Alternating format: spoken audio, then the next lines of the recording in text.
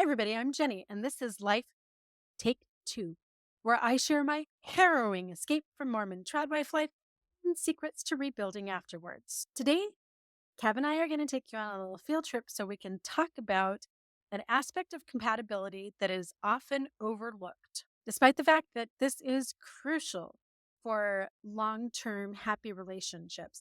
I call this the pin drop.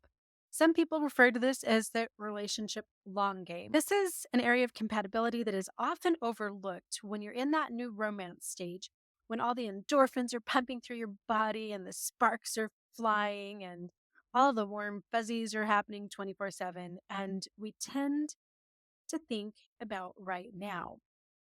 And often we overlook the long game because we're just playing the short game. Find somebody, fall in love. Who cares about what's next? I mean, honestly, for most of us, we think that what's next is happily ever after, right? It's the meeting, falling in love, and deciding to be in a relationship. That's the hard part. Everything else is just smooth sailing. I hope I'm not bursting any bubbles here when I tell you that falling in love is actually the easy part. And we as human beings are capable of falling in love with multiple people throughout our lives. And unfortunately, we're capable of falling in love with the wrong people.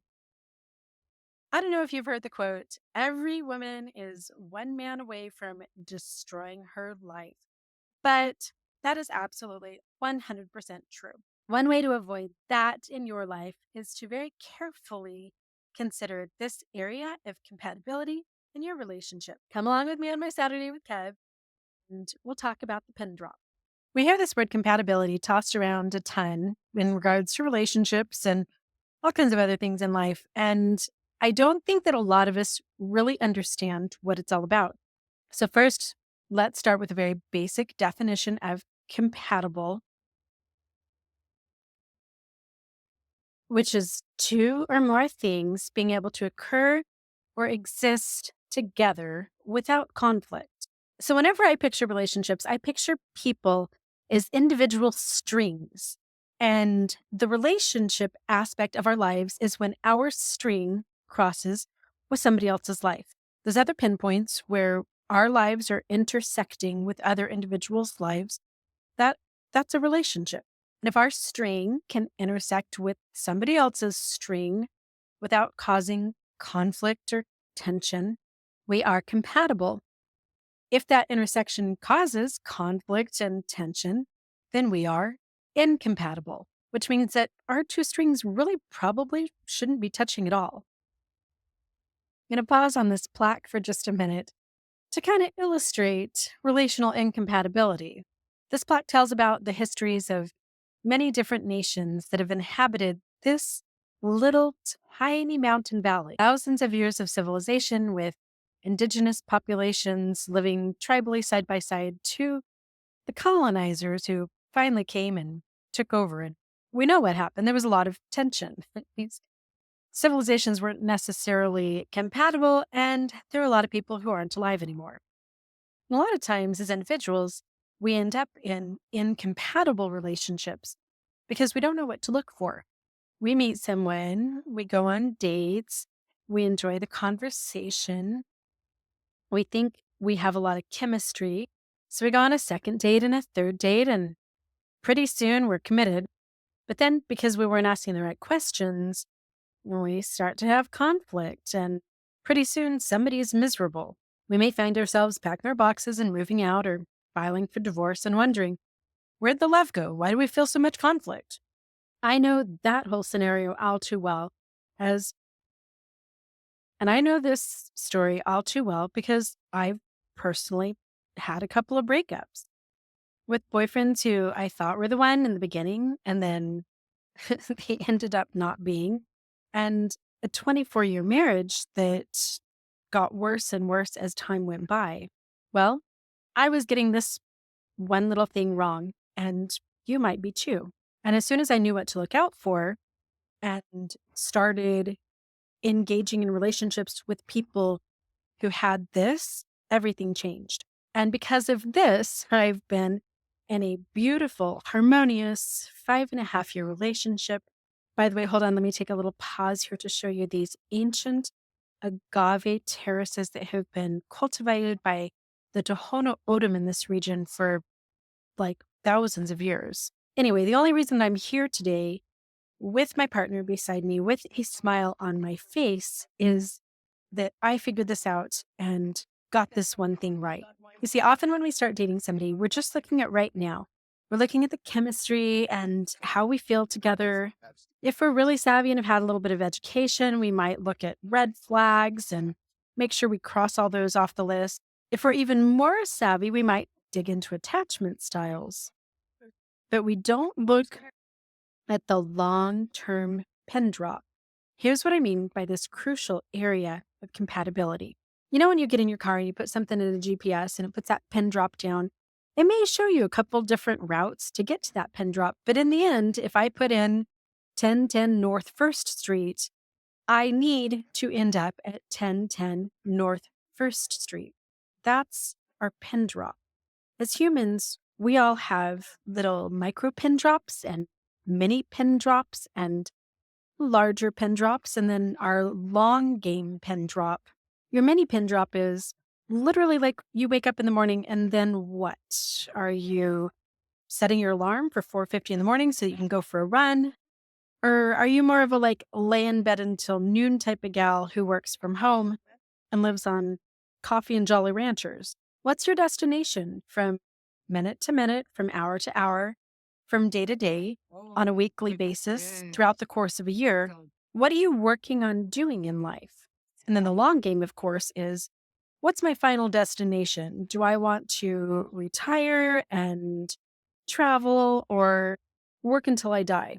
And what exactly does that look like for you? It's the where we want to go, that pen drop that you can't get wrong. I can't tell you how many hundreds, possibly thousands of people I've talked to who have a specific day to day pen drop and maybe a week and a yearly pen drop, and then their big overall life goal. And then they fall in love with the wrong person, somebody who's incompatible, and they give up all their dreams.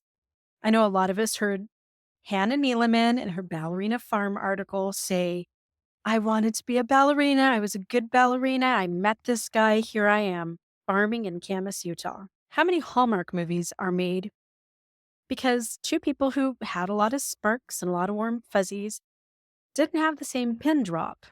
So somebody had to give something up. And often that giving up the destination, whether it's just where you wanted to go today or where you want to go when you're 80, that sacrifice can cause a hell of a lot of conflict and is a major area of incompatibility. I personally, like so many other people, was getting this wrong 100% of the time. And it led to breakups and divorce and just a lot of unhappiness. So here's how I implemented this and why I'm here at this beautiful Navajo Artisans Fair at the Mission Garden in Tucson with my bestie on a beautiful Sunday morning. My God, you guys, like literally his dog was dripping thousands of dollars worth of turquoise.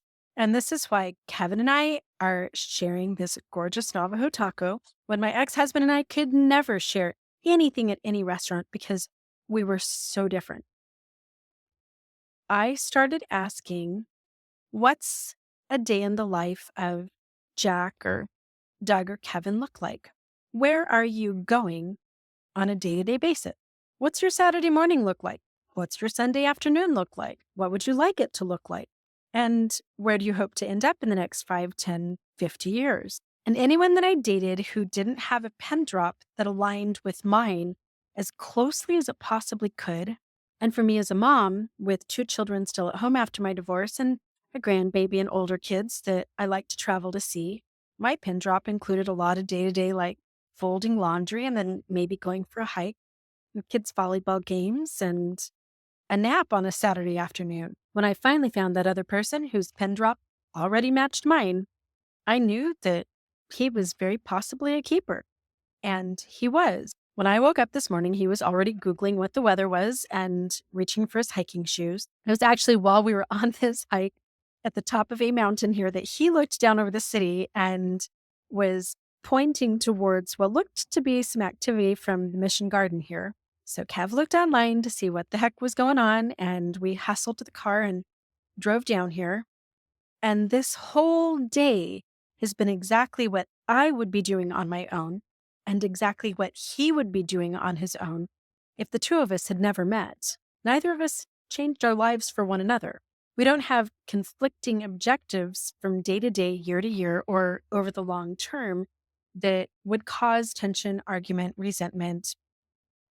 Neither of us has to self abandon to be happy. All right, now it's time for me to hear from you. Tell me whether or not your partner passes the pin drop test and why or why not, and how that's impacted your relationship over the years. Before we go, I have to show you the turquoise ring that I bought from one of the artisans at that indigenous craft fair. It is so absolutely stunning. It's like this double ring, and I've never seen anything like it before. I think he said it was a Green River turquoise. Um, Looks like Sleeping Beauty. I'm not sure. So stunning. Here's the artist's card in case you'd like to check him out. And as always, I do not ever collaborate with or make any commission off of any of the indigenous art or jewelry that I showcase on my page. Thanks for watching. Please subscribe, like, and comment. Have a great day. All right, now it's time for me to hear from you. Tell me whether or not your partner passes the pin drop test and why or why not, and how that's impacted your relationship over the years. Before we go, I have to show you the turquoise ring that I bought from one of the artisans at that indigenous craft fair. It is so absolutely stunning. It's like this double ring, and I've never seen anything like it before. I think he said it was a Green River turquoise. Um, Looks like Sleeping Beauty. I'm not sure. So stunning. Here's the artist's card in case you'd like to check him out. And as always, I do not ever collaborate with or make any commission off of any of the indigenous art or jewelry that I showcase on my page. Thanks for watching. Please subscribe, like, and comment. Have a great day.